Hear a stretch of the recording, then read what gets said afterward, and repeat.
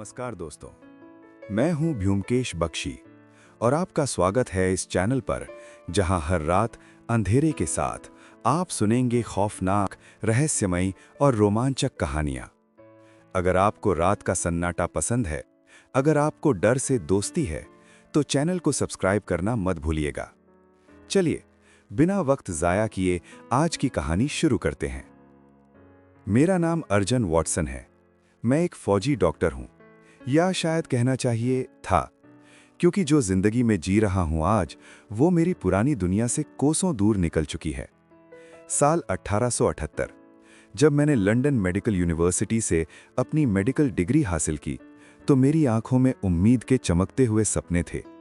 मैं एक सीधी, शांत जिंदगी चाहता था। एक छोटा सा क्लिनिक, कुछ मरीज और शाम को चाय के साथ अखबार। लेकिन किस्मत ने मेरे लिए कुछ और ही लिख रखा था। मैंने सोचा, फौज ज्वाइन करके मुल्क की खिदमत करूंगा, और इसी फैसले ने मुझे खींच कर ले गया अफगान बॉर्डर वॉर की दूसरे जंग में, जहां मैं एक असिस्टेंट सर्जन के तौर पर तैनात हुआ। वहां की दुनिया मेरी सोच से बिल्कुल अलग थी। रेत से भरे हुए मैदान, जलता हुआ सूरज और हर सांस के साथ मौत का एहसास। हर रोज मैं जख्मी सिपाहियों के जिस्म सिलता, उनके खून से भीगे कपड़ों के बीच उनकी जिंदगी बचाने की हर मुमकिन कोशिश करता। लेकिन फिर आया वो दिन, मायवंड की जंग। एक पल में मेरी किस्मत पलट गई। एक झेल भरी गोली सीधा मेरे कंधे में आ लगी। दर्द जैसे कोई जलता हुआ लोहा मेरे जिस्म के आर पार हो गया हो। खून तेज रफ्तार से बहने लगा और मेरी आंखों के सामने अंधेरा छाने लगा। मैं जमीन पर गिर पड़ा। उस पल मुझे लगा सब कुछ खत्म हो गया। लेकिन तब मेरा सहायक मुराद मेरी तरफ दौड़ता हुआ आया। उसने मुझे अपने कंधों पर उठाया और गोली की आवाज़ों के बीच मुझे घसीटता हुआ हॉस्पिटल के टेंट तक ले गया। वहीं से मेरी जिंदगी का सबसे अंधेरा दौर शुरू हुआ। गोली का जख्म धीरे धीरे भरने लगा, लेकिन फिर टाइफॉइड फीवर ने मुझे जकड़ लिया। हफ्ते, दर्जन हफ्तों तक मैं बिस्तर पर पड़ा रहा, बुखार में जलता हुआ, कभी होश में, कभी बेहोशी में, जिंदगी और मौत के बीच लटकता हुआ। मेरे सपने धुंधले पड़ने लगे, और एक वक्त ऐसा भी आया जब मुझे यकीन हो चला था कि मैं कभी ठीक नहीं हो पाऊंगा। लेकिन किस्मत ने एक और मौका दिया। मैं उस बीमारी से बाहर आ गया। डॉक्टर्स ने मेरा मुआयना किया और एक ही बात कही, तुम अब फौज के लिए फिट नहीं हो। और बस उसी पल मेरी फौजी जिंदगी का अंत हो गया। मुझे इंग्लैंड वापस भेज दिया गया। जब मैं लंदन सिटी पहुंचा, तो मेरी जेब में सिर्फ कुछ गिने चुने पाउंड्स थे। फौज की एक छोटी सी पेंशन और एक टूटा हुआ वजूद। न कोई नौकरी, न कोई ठिकाना, न कोई प्लान। कुछ दिन मैंने स्ट्रैंड रोड के पास एक होटल में गुजारे, लेकिन पैसे रेत की तरह हाथ से फिसल रहे थे। मुझे एक सस्ता कमरा चाहिए था, एक ऐसी जगह जहां मैं अपनी जिंदगी दोबारा शुरू कर सकूं। मैं दिन भर लंदन की सुनी सुनी सड़कों पर भटकता, ये सोचता हुआ कि आगे क्या होगा। मेरा कंधा अभी भी दर्द करता था, और हर कदम पर मुझे अपनी कमजोरी का एहसास होता। और फिर एक दिन स्ट्रैंड रोड पर चलते हुए मेरी मुलाकात हुई मेरे पुराने दोस्त समीर स्टैमफर्ड से। वो बार्ट्स हॉस्पिटल में काम करता था, और मुझे क्या पता था कि ये मुलाकात मेरी जिंदगी को एक ऐसे रास्ते पर डाल देगी जहां से वापस आना मुमकिन नहीं था। वो मुझसे कुछ साल जूनियर था। हम दोनों ने थोड़ी देर बात की। मैंने उसे अपनी पूरी हालत बता दी कि मैं बिल्कुल अकेला हूं, पैसे की सख्त कमी है और मुझे रहने के लिए कोई सस्ती जगह चाहिए।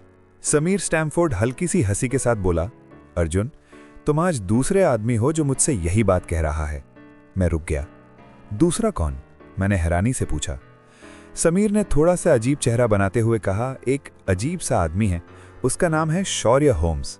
वो भी किसी के साथ कमरा शेयर करना चाहता है ताकि किराया कम हो जाए। फिर उसने हल्के मगर सीरियस अंदाज में कहा, मैं तुम्हें पहले ही चेता देता हूं, वो आदमी बहुत ज्यादा तेज दिमाग का है, लेकिन थोड़ा सनकी भी। मैंने मन ही मन सोचा, सनकी हो या पागल, अगर खर्चा बांटने को तैयार है तो मेरे लिए काफी है। अच्छा, मैंने कहा, मुझे उससे मिलवा दो। समीर मुझे बार्ट्स हॉस्पिटल की एक पुरानी सी लेबोरेटरी में ले गया। जैसे ही हम अंदर गए, मेरी नजर एक लंबे पतले शख्स पर पड़ी। वो एक मेज पर झुका हुआ था। उसके काले घने बाल और आंखें इतनी तेज कि लगता था जैसे वो मेरे जिस्म के पार देख रहा हो। वो किसी केमिकल एक्सपेरिमेंट में पूरी तरह डूबा हुआ था। और तब अचानक मिल गया, मुझे मिल गया। वो जोर से चिल्ला पड़ा, वो केमिकल मिल गया जो खून के दाग पहचान सकता है। उसकी आवाज में एक बच्चों जैसा जोश था, एक अजीब सी दीवानगी। फिर उसने अचानक हमारी तरफ देखा। समीर से बोला, लगता है तुम मेरे लिए रूम में ढूंढ लाए हो। समीर ने मेरा परिचय करवाया। ये हैं डॉक्टर अर्जुन, अफगान जंग से लौट कर आए हैं और इन्हें रहने की जगह चाहिए। शौर्य होम्स ने मुझे ऊपर से नीचे तक देखा। उसकी नजर मेरे चेहरे से होती हुई मेरे कंधे और फिर सीधा मेरे जूतों पर जा रुकी। एक पल की खामोशी, फिर वो बोला, आप अफगान जंग में थे। मेरा दिल जोर से धड़क उठा। आपको कैसे पता? मैंने तुरंत पूछा। वो बस हल्की सी मुस्कुराहट के साथ बोला, कोई खास बात नहीं। और फिर सीधा मुद्दे पर आया। सवाल यह है, क्या आप मेरे साथ बेकर गली 221B में रहना चाहेंगे? किराया हम दोनों मिलकर दे सकते हैं। मैंने कुछ पल सोचा। उसकी बातों में कुछ अजीब था, कुछ अनजाना सा खौफ, लेकिन उसका आत्मविश्वास और तेज दिमाग मुझे कहीं ना कहीं मुतासिर कर रहा था। ठीक है, मैंने कहा, लेकिन एक बात याद रखिएगा, मुझे शांति पसंद है। ज्यादा शोर और परेशानी मुझे बिल्कुल पसंद नहीं। कोई दिक्कत नहीं, उसने शांत लहजे में कहा। मैं कभी कभी वायलिन बजाता हूं और कुछ एक्सपेरिमेंट्स करता हूं। उम्मीद है आपको उससे कोई परेशानी नहीं होगी। मैंने हाँ में सर हिला दिया। अगला दिन हमने 221B बेकर गली देखने का फैसला किया। जैसे ही हम वहां पहुंचे, मुझे वो जगह तुरंत पसंद आ गई। मकान मालिकिन मिसेस हुडा एक दयालु और मेहनती औरत थी। घर में 2 बेडरूम्स थे, एक बड़ा सा बैठक कमरा और खिड़कियों से सड़क का साफ नजारा दिख रहा था। किराया मेरे बजट में था और शौर्य को भी कोई एतराज नहीं था। हमने तुरंत जगह पक्की कर ली। अगले कुछ दिन बिल्कुल शांत गुजरे। मैं धीरे धीरे अपने नए साथी को समझने की कोशिश कर रहा था। शौर्य होम्स वाकई एक रहस्यमयी शख्स था। कभी घंटों तक बिल्कुल चुप बैठा रहता, फिर अचानक कुछ लिखने लगता। कभी अपने केमिकल्स के साथ अजीब एक्सपेरिमेंट्स, कभी अखबारों को बारीकी से छानना और कभी रात के सन्नाटे में वायलिन पर उदास धुनें। धीरे धीरे मुझे उसकी आदतों की आदत होने लगी, लेकिन फिर भी उस आदमी के बारे में कुछ ऐसा था जो मुझे अंदर ही अंदर बेचैन करता रहता था। वो गली बिल्कुल खामोशी में डूबी हुई थी। ज्यादातर घर बंद पड़े थे और उनकी दीवारों पर वक्त की मार साफ दिख रही थी, छिलती हुई पेंट और पुरानी दरारें। सड़क में कुछ लोग जमा थे, कुछ सिर्फ तजस्सुस के मारे, कुछ पुलिस वाले, और सबके बीच एक अजीब सी भारी खामोशी। ऐसी खामोशी जो सीने पर बोझ बन जाए। जैसे ही हम कैब से उतरे, 2 पुलिस ऑफिसर्स तुरंत हमारी तरफ बढ़े। एक था इंस्पेक्टर गजराज, भारी जिस्म का, लाल चेहरा और आंखों में बनावटी कॉन्फिडेंस। दूसरा था इंस्पेक्टर लक्ष्मण, पतला, तेज और उसकी हरकतों में चूहे जैसी फुर्ती। दोनों यार्ड ऑफ स्कॉटलैंड से थे। होम्स, तुम यहां क्या कर रहे हो? गजराज ने थोड़े तंज के साथ पूछा। शौर्य होम्स ने बिल्कुल शांत आवाज में जवाब दिया, वही जो तुम लोग नहीं कर पा रहे। चलो, मुझे अंदर ले चलो। मैं उनके पीछे पीछे चला। जैसे ही घर के अंदर कदम रखा, मेरी सांसें एक पल को थम सी गईं। कमरा पुराना था, धूल से भरा हुआ, दीवारों पर सीलन का दाग और हवा में एक सड़ी हुई सी बदबू। और फिर मेरी नजर बीच में पड़ी।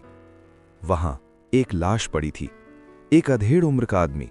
उसके चेहरे पर खौफ और हैरानी जम चुकी थी, जैसे मौत से पहले उसने कुछ बेहद भयानक देखा हो।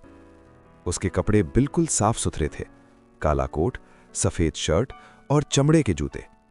उसकी आंखें खुली हुई थी, सीधा छत की तरफ। मैंने डॉक्टर की नजर से देखा, जिस्म पर कोई जख्म नहीं, कोई गहरा निशान नहीं, कहीं भी ज्यादा खून नहीं, बस फर्श पर खून की कुछ बूंदें। और वही बात मुझे चुभ रही थी, ये बूंदें उसकी मौत से मेल नहीं खा रही थी। शौर्य होम्स ने कमरे में घुसते ही अपना काम शुरू कर दिया। हैरानी की बात यह थी कि वो सीधा लाश के पास नहीं गया। पहले उसने पूरे कमरे को देखा, फर्श पर पड़ी धूल के निशानों को गौर से देखा। उसकी उंगलियां धीरे धीरे उन पर फिरती रहीं, जैसे वो किसी किताब के पन्ने पढ़ रहा हो। फिर वो खिड़की के पास गया, शीशे पर जमी हुए धूल को छुआ, सूंघा और धीरे से कुछ बुदबुदाया। मैं उसके पीछे खड़ा समझने की कोशिश कर रहा था कि वो आखिर देख क्या रहा है। तब अचानक उसकी नज़र दीवार पर गई। वहां खून से लिखा हुआ था रैच। अक्षर टेढ़े मेढ़े थे, जैसे किसी ने जल्दबाजी में लिखा हो। ये क्या है? मैंने धीरे से पूछा। जर्मन जुबान में बदला, होम्स ने जवाब दिया। लेकिन मुझे लगता है लिखने वाला हमें कुछ और सोचने पर मजबूर करना चाहता है। उस दौरान इंस्पेक्टर गजराज और इंस्पेक्टर लक्ष्मण आपस में बहस कर रहे थे। गजराज बोला, ये किसी औरत का काम लगता है, कोई नाकाम मोहब्बत। रैच से शायद उसका नाम शुरू होता हो, रेचल। लक्ष्मण ने तुरंत काट दिया, नहीं, ये किसी चोर का काम है। चोरी करने आया, पकड़ा गया और कत्ल कर दिया। मैं उनकी बातें सुन रहा था, लेकिन होम्स कुछ और ही कर रहा था। उसने मुर्दे की जेब से एक सोने की अंगूठी निकाली, उसे रोशनी में घुमाया, फिर ध्यान से देखा। उसके बाद उसने मुर्दे की उंगलियां चेक की। यह आदमी शादीशुदा नहीं था, होम्स ने कहा। मैं चौंक गया। कैसे पता? मैंने पूछा। उंगलियों पर कोई निशान नहीं, उसने शांत अंदाज में कहा। जो लोग रोज अंगूठी पहनते हैं उनकी स्किन पर हल्का दबाव रहता है। ये अंगूठी इसकी नहीं है, शायद कत्ल की। फिर उसकी नजर धीरे से फर्श पर गई और उस पल मुझे महसूस हुआ, ये आदमी सिर्फ लाश नहीं देख रहा था, ये आदमी राज पढ़ रहा था। और जो राज अभी सामने आने वाले थे वो सिर्फ कत्ल के नहीं थे, वो अंधेरे के थे। वो तस्वीर बार बार मेरे दिमाग को तोड़ रही थी। मेरे सामने अनोख द्रेबर की लाश घूम रही थी, उसका पीला चेहरा, खुली हुई आंखें और दीवार पर खून से लिखा हुआ रैच। मैंने जिंदगी में बहुत मौत देखी थी, अफगान जंग में जख्मी सिपाही, बुखार से मरते मरीज, लेकिन ये कुछ और था। ये सिर्फ मौत नहीं थी, ये एक पहेली थी, और शौर्य होम्स उस पहेली के हर टुकड़े को जोड़ने में लगा हुआ था। अगली सुबह जब मैं नीचे खाने के कमरे में पहुंचा, होम्स पहले से वहीं था। मिसेस हुडा ने नाश्ता तैयार कर रखा था, चाय की प्याली, टोस्ट का ढेर और उबले अंडों की एक प्लेट। लेकिन होम्स ने उस तरफ देखा तक नहीं, वो अखबारों के ढेर में पूरी तरह डूबा हुआ था। उसके हाथ तेज रफ्तार से पन्ने पलट रहे थे और उसकी आंखें हर लफ्ज को जैसे चीर कर पड़ रही हों। मैं चुपचाप कुर्सी खींचकर बैठ गया। चाय का पहला घूंट लेते ही मैंने पूछा, होम्स, क्या आप पूरी रात सोए नहीं? उसने मेरी तरफ देखा। उसकी आंखों में थकान नहीं, सिर्फ फोकस था। सोना वक्त की बर्बादी है अर्जुन, उसने धीरे से कहा, खासकर तब जब दिमाग में कोई सवाल घूम रहा हो। फिर उसने एक अखबार मेरी तरफ बढ़ा दिया। ये देखो, कल रात एक होटल में एक और शख्स गायब हो गया। नाम जावेद स्टैंगर, द्रेबर का सेक्रेटरी। मैंने अखबार लिया और पढ़ना शुरू किया। लिखा था, स्टैंगर को आखिरी बार द्रेबर के साथ देखा गया था। रात को वो अपने कमरे में था, लेकिन सुबह उसका कोई पता नहीं चला। होटल के नौकरों ने कहा दरवाजा बंद था, अंदर से कोई आवाज नहीं। मैंने अखबार नीचे रखा। क्या आपको लगता है ये उसी कत्ल से जुड़ा है? मैंने पूछा। होम्स ने अपनी कुर्सी पीछे खिसकाई। लगता नहीं, वो बोला, यकीन है। द्रेबर और स्टैंगर एक ही जहाज से लंदन आए थे।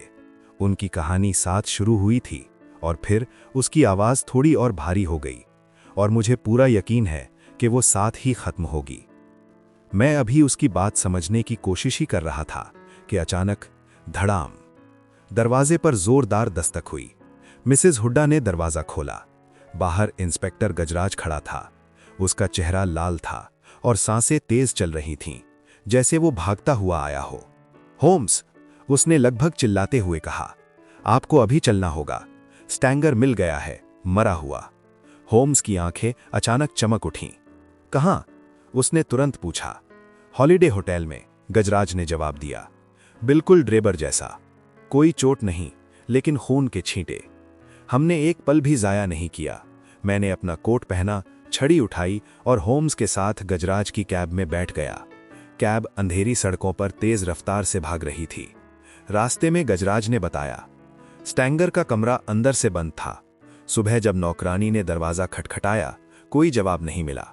आखिरकार दरवाजा तोड़ना पड़ा और अंदर उसकी आवाज एक पल को रुक गई। उसकी लाश मिली। गजराज ने गहरी सांस ली। सब कुछ बहुत अजीब है। पुलिस के पास अभी तक कोई सुराग नहीं। होम्स ने खिड़की से बाहर देखते हुए धीरे से कहा, इसीलिए तो मैं हूं इंस्पेक्टर।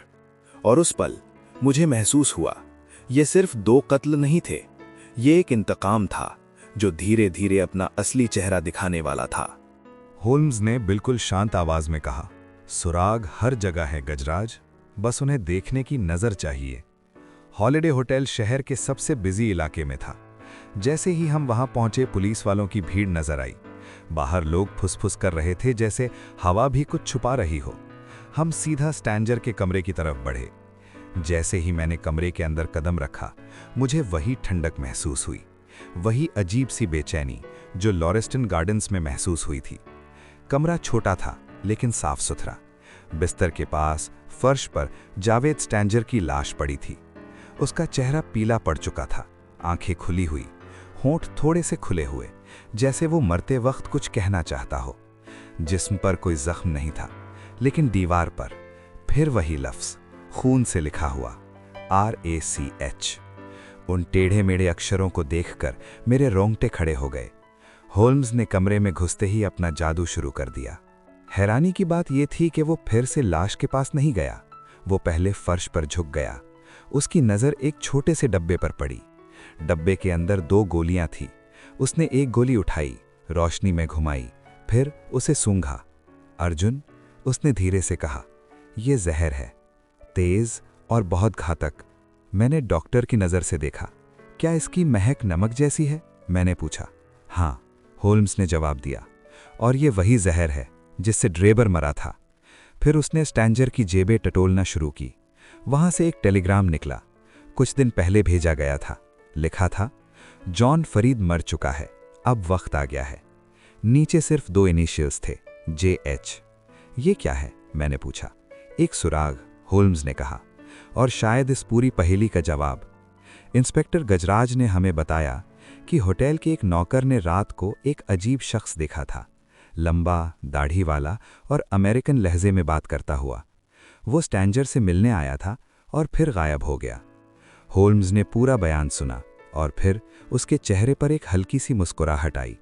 कातिल करीब है, उसने कहा, और वो अपनी कहानी पूरी करना चाहता है। वापस बैकर गली पहुंचते ही होल्म्स ने अपने कागज पत्थर बिस्तर पर फैला दिए। वो कुछ लिखने लगा। मैं उसके पास बैठा, बस उसे देख रहा था। उसकी उंगलियां तेज चल रही थीं, चेहरा सख्त और गंभीर। अर्जुन, उसने कहा, ये कत्ल यहां से शुरू नहीं हुए। ये कहानी अमेरिका में लिखी गई थी, गुस्से और नफरत के साथ। ड्रेबर और स्टैंजर किसी से भाग रहे थे, किसी ऐसे शख्स से जो उनसे इंतकाम चाहता था। लेकिन ये जॉन फरीद कौन था? मैंने पूछा। होल्म्स ने मेरी तरफ देखा। वही, उसने कहा, जिसकी मौत ने ये सब शुरू किया। मुझे लगता है हमें उसकी कहानी ढूंढनी होगी। उस रात होल्म्स ने एक अजीब सी योजना बनाई। उसने कुछ गली के लड़कों को बुलाया, जिन्हें वो बैकर गली इर्रेगुलर्स कहता था। उन्हें पूरे शहर में उस लंबे दाढ़ी वाले शख्स को ढूंढने का काम दिया। वो कहीं छुपा है, होल्म्स ने मुझसे कहा, और हमें उसे बाहर निकालना होगा। अगली सुबह एक और खबर आई। एक लड़का दौड़ता हुआ आया। होल्म्स, वो हांफते हुए बोला, ड्रेबर की अंगूठी किसी ने यार्ड ऑफ स्कॉटलैंड भेज दी है, एक गुमनाम चिट्ठी के साथ। होल्म्स ने चिट्ठी पढ़ी। उस पर सिर्फ एक ही जुमला लिखा था, इंसाफ हो गया। होल्म्स ने अंगूठी को गौर से देखा और फिर धीरे से कहा, यह खेल अब खत्म होने वाला है अर्जुन। कातिल अपनी कहानी पूरी कर चुका है। उस रात हम बैठक खाने में बैठे थे। मैं चाय पी रहा था और होल्म्स बिल्कुल खामोश था, जैसे वो जानता हो कि अब अंधेरा खुद चलकर हमारे दरवाजे तक आने वाला है। होम्स अपनी कुर्सी पर बिल्कुल चुपचाप बैठा हुआ था। उसकी आंखें कहीं दूर, शायद उस राज में डूबी हुई जो अभी पूरी तरह खुलने वाला था। तभी ठक ठक, दरवाजे पर धीमी लेकिन भारी दस्तक हुई। मैं उठा और दरवाजा खोला। बाहर एक लंबा दाढ़ी वाला शख्स खड़ा था। उसकी आंखों में एक अजीब सी आग थी, ऐसी आग जो बुझी नहीं, सिर्फ दबाई गई हो। मैं शौर्य होम्स से मिलना चाहता हूं, उसने कहा। उसकी आवाज में थकान भी थी और गुस्सा भी। होम्स ने बिना हैरानी दिखाए उसे अंदर बुलाया, फिर बिल्कुल शांत लहजे में बोला, आप जयवंत होप हैं, है ना? उस शख्स के चेहरे पर एक पल के लिए हैरानी जम गई। आपको कैसे पता? उसने पूछा। क्योंकि मैं आपकी कहानी जानता हूं, होम्स ने कहा, और अब वक्त आ गया है कि आप उसे खुद सुनाएं। उस पल मुझे महसूस हुआ हम इस राज के सबसे गहरे कोने तक पहुंच चुके थे। जयवंत होप, वही नाम जो टेलीग्राम में था, वही शख्स जो ड्रेबक और स्टेंजर से बदला लेना चाहता था। मेरे दिमाग में सवालों का तूफान उठ रहा था और मुझे पूरा यकीन था अब जवाब मिलने वाले थे। जब जयवंत होप उस रात हमारे बैठक खाने में दाखिल हुआ, कमरे पर एक अजीब सा सन्नाटा छा गया। बाहर कोहरा गहरा हो चुका था। खिड़कियों के शीशों पर नमी की बूंदें धीरे धीरे फिसल रही थीं। मैं कुर्सी पर बैठा उसे देखता रहा। वो लंबा था, उसकी दाढ़ी घनी और उलझी हुई। उसकी आंखों में सालों का दर्द और दबा हुआ गुस्सा एक साथ चमक रहा था। चेहरा पीला, सांसें तेज, जैसे वो किसी लंबी थका देने वाली यात्रा से अभी अभी लौटा हो। शौर्य होम्स उसके सामने बिल्कुल शांत खड़ा था।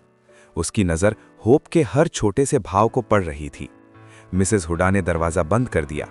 अब हम 3 लोग थे, एक कमरा और एक कहानी जो सुनी जाने वाली थी। आप जयवंत होप हैं, होम्स ने फिर कहा। इस बार भी उसकी आवाज़ में कोई सवाल नहीं था, सिर्फ ठंडा यकीन। हाँ, होप ने जवाब दिया। उसकी आवाज़ भारी थी, जैसे सालों का बोझ उसमें भरा हो। और आप शौर्य होम्स हैं। मैंने सुना है आप चीज़ों को समझने में माहिर हैं। तो फिर बताइए, आपको क्या लगता है मैं यहाँ क्यों आया हूँ? होम्स ने हल्की सी मुस्कुराहट के साथ कहा, मुझे लगता है आप यहाँ अपनी कहानी सुनाने आए हैं। अनोख ड्रेबर और जावेद स्टेंजर की मौत आपके हाथों हुई है, और ये मौत लंदन में शुरू नहीं हुई। इनकी जड़ अमेरिका में है, कहीं दूर, उसी जगह जहां से आपकी आग भड़की थी। फिर उसने सीधी नज़र से देखा। बोलिए, मैं सही हूं या नहीं? होप ने गहरी सांस ली और धीरे से कुर्सी पर बैठ गया। उसने अपने हाथ मेज पर रखे। वो कांप रहे थे, शायद थकान से, शायद गुस्से से। आप सही हैं, उसने कहा। मैं छुपने नहीं आया। मैं चाहता हूं कि दुनिया मेरी कहानी सुने। मैंने जो किया वो गुनाह नहीं था, वो इंसाफ था। और अगर इस इंसाफ के लिए मुझे फांसी पर भी लटकना पड़े तो मुझे वो भी मंजूर है। मैं उसकी तरफ देखता रहा। उसकी बातों में एक अजीब सा दर्द था, ऐसा दर्द जो नफरत से नहीं, नुकसान से पैदा होता है। और मुझे महसूस हुआ अब हमें वो सच सुनने को मिलने वाला था जो इस पूरी कहानी का दिल था, जो बताएगा कि ये खून क्यों बहा और कैसे इंतकाम इंसाफ बन गया। होम्स ने मुझे चुप रहने का इशारा किया। फिर उसने होप से कहा, शुरू से बताइए, जॉन फरीद कौन था और ये सब शुरू कैसे हुआ? होप ने गहरी सांस ली। उसकी आवाज धीमी थी, लेकिन हर शब्द में एक आग सुलग रही थी। मैं हर लफ्ज को ध्यान से सुन रहा था। जैसे जैसे वो बोलता गया, मैं खुद को उसकी दुनिया में खींचता हुआ महसूस कर रहा था। मेरा नाम जयवंत होप है, उसने कहा। मैं अमेरिका में पैदा हुआ, वो विशाल देश जहां जंगल, पहाड़ और रेगिस्तान सब कुछ है। मैं घुमक्कड़ था। मेरे लिए घर कोई 4 दीवार नहीं, बल्कि खुले आसमान के नीचे की जिंदगी थी। मैं घोड़ों पर सवार होकर एक शहर से दूसरे शहर जाता, शिकार करता और जो मिलता उसी से गुजारा करता। कई साल पहले मैं यूटाह के उस इलाके में गया जो मॉर्मन कम्युनिटी का गढ़ था। वहां के रेगिस्तान में धूप इतनी तेज थी कि पत्थर भी जल रहे थे और एक बूंद पानी के लिए तरसना पड़ता था। एक दिन मैं उस बंझल जमीन पर घूम रहा था, तब मैंने देखा एक टूटी हुई गाली। जब पास गया तो अंदर एक बूढ़ा आदमी और एक जवान लड़की थे। बूढ़े का नाम जॉन फरीद था और लड़की उसकी बेटी लूसी। उनकी गाड़ी का पहिया टूट गया था और दोनों भूख और प्यास से मरने की कगार पर थे। उनके चेहरे पर हताशा थी और लूसी की आंखों में आंसू सूख चुके थे। मैंने अपनी पानी की मशक से उन्हें पानी पिलाया, अपनी रोटी उनके साथ बांटी और उनकी गाड़ी को ठीक किया। जॉन फरीद ने मुझे अपनी कहानी बताई। वो एक साधारण किसान था जो अपनी बेटी के साथ कैलिफोर्निया जा रहा था। रास्ते में वो भटक गए और मॉर्मन इलाके में आ गए। वहां उन्हें शरण मिली, लेकिन वो शरण एक जाल था। मॉर्मन कम्युनिटी के लोग खुद को भगवान के दूत मानते थे। उनके अपने नियम थे और जो उनके बीच आता उसे उनके नियमों पर जीना पड़ता। जॉन फरीद को वहां रहने की इजाजत मिली, लेकिन उसकी आज़ादी छीन गई। लूसी, वो एक फूल की तरह थी। उसकी आंखें नीली जैसे आसमान का कोई टुकड़ा, सुनहरे बाल हवा में लहराते। वो मासूम और जिंदा दिल थी और उसकी हंसी में एक अजीब सी मिठास थी। जैसे जैसे वक्त बीता, मैं और लूसी एक दूसरे के करीब आए। मैं सोचता, शायद यही वजह है जिसके लिए मैं सालों तक भटकता रहा। मैंने अपने दिल की बात उससे कही और उसने भी अपना दिल मुझे दे दिया। हमने सपने देखे, एक छोटा सा घर, कुछ खेत और अपना परिवार। लेकिन वो सपना टिकने वाला नहीं था। मॉर्मन कम्युनिटी में शादी के अपने नियम थे। वहां के बड़े लोग, जिन्हें वो एल्डर कहते थे, लूसी पर नजर रखते थे। इनॉब और जावेद स्टैंजरसन दोनों वहां के ताकतवर लोग थे, और ड्रेबर एक क्रूअल और लालची शख्स जिसके पास पहले से कई पत्नियां थीं। उसने लूसी को अपनी अगली पत्नी बनाने का फैसला किया। जॉन फरीद को धमकाया गया, अगर आपने मना किया तो आप और लूसी दोनों मार दिए जाएंगे। जॉन फरीद ने मुझसे मदद मांगी। हमने भागने का प्लान बनाया। अगले पार्ट में मैं इस भागना और बदला का राज और उसके लंदन में आने की कहानी आपको बताऊंगा, जहां से ये हॉरर और इंतकाम एक पूरी शहर को हिलाने वाला था। मैं अपनी कुर्सी पर चुपचाप बैठा था। हाथों में छाया चाय का प्याला और आंखों में एक अजीब सा दर्द था। मेरी नज़र जयवंत होप पर गई। उसकी नब्ज धीरे धीरे कमज़ोर हो रही थी। होम्स, मैंने कहा, इसका दिल बहुत कमज़ोर है, ज़्यादा दिल नहीं बचेगी। होम्स ने उदासी भरी नज़र से मुझे देखा और धीरे बोला, शायद ये भी इसका चुना हुआ आनंद था। कुछ ही मिनटों में जयवंत होप की सांसें थम गई। उसकी आंखें अब भी खुली थीं और चेहरे पर एक अजीब सी शांति जम गई थी। मैं होम्स की तरफ देखा और पूछा, ये सब क्या था? ये बदले की कहानी थी वॉटसन, होम्स ने जवाब दिया, और अब ये खत्म हो गई। उसके बाद बेकर स्ट्रीट के बैठक खाने में गहरा सन्नाटा छा गया। जयवंत होप की लाश अब भी फर्श पर पड़ी थी, आंखें खुली, जैसे मुझे घूर रही हों। मैंने अपनी डॉक्टर की नज़र से उसका जायजा लिया। सांसें तेज थीं, चेहरा पीला और नब्ज धीरे धीरे थम गई थी। सालों की थकान, गुस्सा और शायद कोई पुरानी बीमारी, दिल की कमजोरी ने उसे आखिरकार तोड़ दिया। मेरे दिल में एक अजीब सा दुख था। वो एक हथियार था, हाँ, लेकिन उसकी कहानी सुनने के बाद मैं उससे सिर्फ एक अपराधी के नज़र से नहीं देख पा रहा था। लूसी और जॉन फेरेट की मौत ने उसे एक ऐसी आग में झोंक दिया जो उसे यहाँ तक ले आई थी। मैं कुर्सी पर बैठा था, हाथ में चाय का प्याला ठंडा हो रहा था। होम्स खिड़की के पास खड़ा था। बाहर का कोहरा इतना घना था कि सड़क पर जलते लैंप भी धुंधले दिख रहे थे। उसकी लंबी पतली शक्ल उस रोशनी में एक छाया की तरह लग रही थी। वो चुप था, लेकिन आंखें अब भी कुछ सोच रही थी। मैं उसकी शांत और गहराई से भरी मुद्रा को देख रहा था। वो एक पहेली था जो मैं हर दिन थोड़ा थोड़ा समझने की कोशिश कर रहा था। मेरे दिमाग में सवालों का तूफान था। ये सब कैसे सुलझाया? जयवंत होप को कैसे पहचाना? और ये छोटी छोटी बातें जो मुझे साधा लगती थीं, उसके लिए इतनी अहम कैसे बन गईं? मैंने चाय का प्याला मेज पर रखा और होम्स से कहा, होम्स, मुझे समझ नहीं आ रहा, आपने ये सब कैसे किया? होप को देखते ही नाम कैसे बता दिया? ग्रेबर और स्टैंजर की हत्या, वो अमेरिकन कहानी, ये सब आपके दिमाग में पहले से कैसे था? मुझे बताइए, वरना आज रात मैं सो नहीं पाऊंगा। होम्स ने मेरा चेहरा देखा। उसके होठों पर हल्के से एक मुस्कान थी। वॉटसन, उसने कहा, आप एक ईमानदार और मेहनती इंसान हैं। आप में एक सैनिक की हिम्मत है और एक डॉक्टर का धैर्य है, लेकिन आप चीज़ों को सिर्फ देखते हैं, न कि समझते हैं। मेरे लिए हर छोटी सी चीज़ एक कहानी कहती है, और मैं उन कहानियों को जोड़ता हूँ तो सच सामने आ जाता है। फिर होम्स मेरे सामने कुर्सी पर बैठ गया और शुरू किया, चलिए वॉटसन, मैं आपको शुरू से बताता हूँ कि ये सब कैसे हुआ। होम्स अपनी कुर्सी पर बैठ गया, अपनी उंगलियां आपस में जोड़ी और शुरू किया अपनी बात। उसकी आवाज शांत थी, मगर हर लफ्ज में गहराई और तेज सा नशा था। सबसे पहले लॉरेस्थिन गार्डन्स, उसने कहा। जब हम वहां पहुंचे, मैंने लाश को नहीं बल्कि कमरे को देखा। फर्श पर गीली मिट्टी के निशान थे, लाल रंग की मिट्टी जो लंदन की काली मिट्टी से बिल्कुल अलग थी। होम्स ने मिट्टी को छुआ, सूंघा और धीरे से मुस्कुराया। ये मिट्टी किसी दूर के इलाके की है, शायद अमेरिका के रेगिस्तान से। हत्यारा वहां से आया था। फिर वो अंगूठी ड्रेबार की उंगलियों पर, कोई निशान नहीं था। जो लोग अंगूठी पहनते हैं उनकी त्वचा पर हल्का दबाव पड़ता है। इसका मतलब वो अंगूठी ड्रेबार की नहीं थी।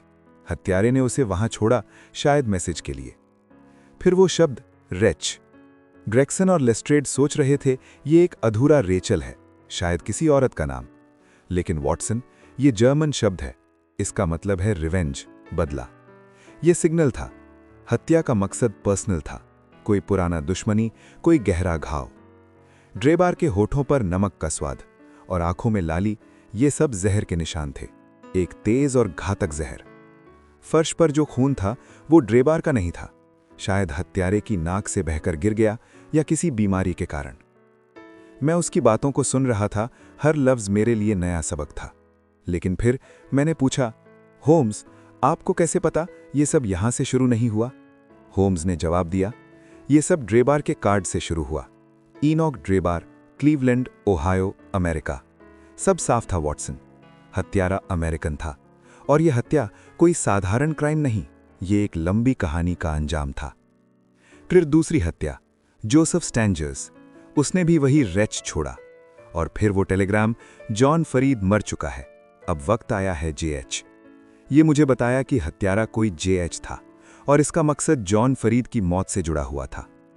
ड्रेबार और स्टैंजर किसी से भाग रहे थे और ये शख्स उन्हें यहां तक ढूंढ लाया। मैंने फिर पूछा, फिर आपने जेफरसन होप को कैसे ढूंढा? होम्स ने मुस्कुराते हुए जवाब दिया, वॉटसन, मैंने उसे ढूंढा नहीं, वो खुद यहां आया, लेकिन मैंने उसका इंतजार किया। होटल के नौकरों के बयान से मुझे पता था लंबा दाढ़ी वाला, अमेरिकन लहजे वाला है, और मैंने अपने बैकर स्ट्रीट इर्रेगुलर्स को पूरे शहर में फैला दिया। उनकी आंखें और कान हर जगह हैं। मैं जानता था वो छुपा है, लेकिन अपनी कहानी पूरी करने के बाद वो सामने आएगा।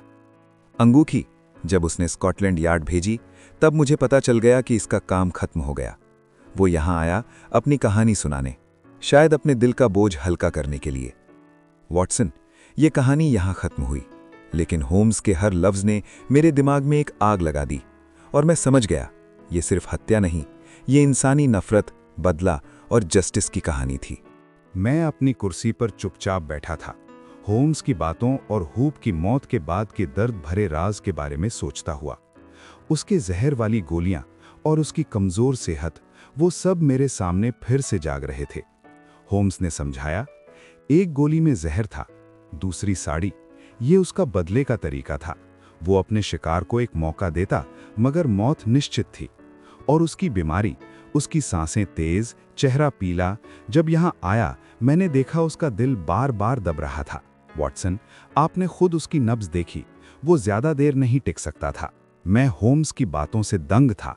जो चीजें मुझे मामूली लगीं, मिट्टी के निशान, खून की बूंदें, अंगूठी, वो सब उसके लिए एक पूरी किताब थी। मैंने पूछा, लेकिन ग्रेगसन और लेस्ट्रेड, उन्हें ये सब क्यों नहीं समझ आया? होम्स ने ठंडे सुर में जवाब दिया, वो देखते हैं पर सोचते नहीं, वो तथ्यों को जोड़ते नहीं, सिर्फ अपनी कहानी बनाते हैं और उसमें सब कुछ फिट करने की कोशिश करते हैं। ग्रेगसन को लगा ये किसी प्रेमी का काम है, लेस्ट्रेड को लगा चोर का। मैंने सिर्फ वो देखा जो सामने था और उसे तर्क से जोड़ा। तभी दरवाजे पर दस्तक हुई। मैं उठकर खोला। बाहर ग्रेगसन और लेस्ट्रेड खड़े थे। उनके चेहरे पर हैरानी थी। वो अंदर आए और जेफरसन होप की लाश को देखकर रुके। ये क्या है? ग्रेगसन ने पूछा। होम्स ने शांत जवाब दिया, ये आपका हत्यारा है, जेफरसन होप। उसने ड्रेबर और स्टैंजर्स को मारा और अब वो खुद मर चुका है। लेकिन आपने इसे कैसे पकड़ा? लेस्ट्रेड ने पूछा। मैंने उसे पकड़ा नहीं वॉटसन, होम्स ने कहा। वो अपनी कहानी सुनाने यहां आया और अब आप लोग इसे अपने तरीके से लिख सकते हैं। ग्रेगसन और लेस्ट्रेड ने लाश को ले जाने की तैयारी शुरू की। वो होम्स की बातों से हैरान थे, मगर उनके चेहरे पर थोड़ी जलन भी थी। वो चले गए और मैंने होम्स से कहा, आपकी ये काबिलियत, ये जादू जैसी है। कोई जादू नहीं वॉटसन, सिर्फ तर्क और गवाही। दुनिया में हर चीज का जवाब होता है, बस उसे देखने की नजर चाहिए, होम्स ने मुस्कुराते हुए कहा। फिर हमने चुपचाप बैठकर चाय पी। होम्स ने अपना वायलिन उठाया और एक धीमी उदास धुन बजानी शुरू की। वो संगीत उस रात की कहानी से बिल्कुल मेल खाता था। लूसी की मासूमियत, जॉन फेरियट की मौत और जेफरसन होप का बदला। मेरे दिमाग में उनकी तस्वीरें घूम रही थीं। एक दुख भरी कहानी, मगर साथ ही होम्स की बुद्धिमत्ता का प्रमाण, जो मुझे उसका प्रशंसक बन गया। अगली सुबह अखबारों में हेडलाइन आई, ब्रिक्सटन रोड का राज सुलझा, स्कॉटलैंड यार्ड की जीत। ग्रेगसन और लेस्ट्रेड ने सारा श्रेय लेने की कोशिश की, मगर मैं जानता था असल नायक कौन था। मैंने सोचा, शायद एक दिन मैं ये कहानी लिखूंगा, ताकि दुनिया को पता चले सच का राज और असली बुद्धि कौन लाया। और इस तरह मेरे और शर्लॉक होम्स के सफर की पहली कहानी खत्म हुई। पर मैं जानता था ये आखिरी नहीं थी। तो दोस्तों, ये थी आज की मजेदार और रोमांचक कहानी। अगर आपको पसंद आई, लाइक और शेयर जरूर करें और ऐसी ही और कहानियों के लिए हमारे चैनल को सब्सक्राइब करना न भूलें। फिर मिलेंगे अगली रात एक नई कहानी के साथ। तब तक के लिए शुभ रात्रि।